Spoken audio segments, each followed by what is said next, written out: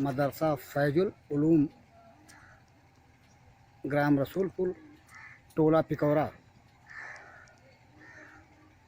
परसा बेलहरी, जनपद सिद्धार्थनगर का यह मदरसा, इसकी भूमि पर मालिकाना हक दूसरे किसी का है और मदरसा बनवाने वालों ने इस ज़मीन पर मदरसा बनवा दिया। बताते हैं स्थगन आदेश के बावजूद भी इस भूमि पर बड़े ही गैर जिम्मेदाराना तरीके से मदरसे का निर्माण यहाँ पे जिम्मेदारों ने करा दिया। आइए जानते हैं जिस व्यक्ति के नाम की यह ज़मीन है उसके लड़के से, उसका क्या कहना है इस संबंध में, उससे जानते हैं। भंडापुर से मैं बी पाल भारती, भंडापुर जनपद सिद्धार्थनगर के सदर तहसील नौगढ़ तहसील के रसूलपुर क्षेत्र में पहुंचा है एक ऐसे मामले को लेकर के कि ज़मीन किसी और के नाम है और मदरसा जिम्मेदारों ने मदरसा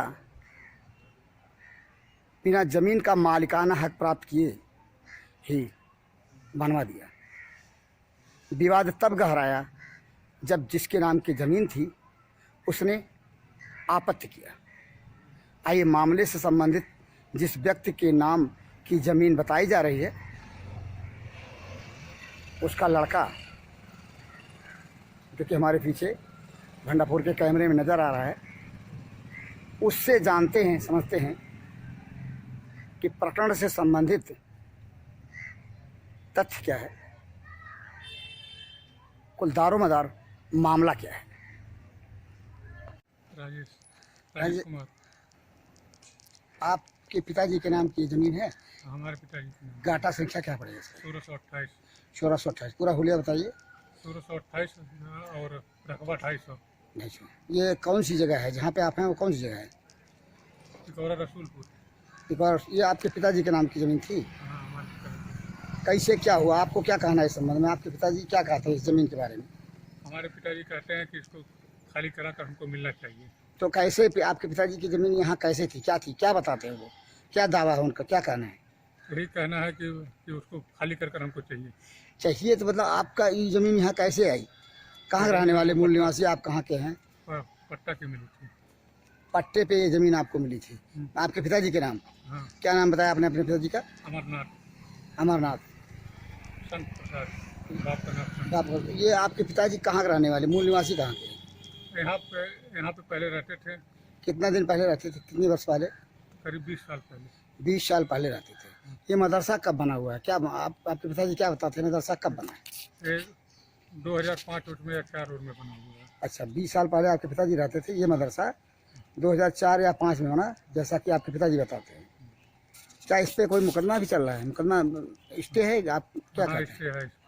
इसके बावजूद भी मतलब स्टे कब हुआ? स्टे हुआ है 2014 में। 2014 में।